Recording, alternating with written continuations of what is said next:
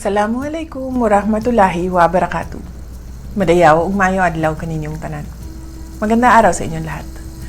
Ang Semana Santa ay isang sagradong bahagi ng ating pagka-Pilipino. Ito ay panahon ng pagdinilay ng dakilang sakripisyo ng Panginoon.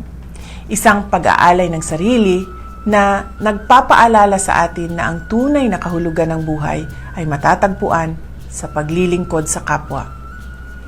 Ang katahimikan ng mga araw na ito ay nagbibigay daan sa tapat na pagsusuri ng ating mga mithiin para sa ating sarili, para sa ating pamilya, at para sa ating bansa.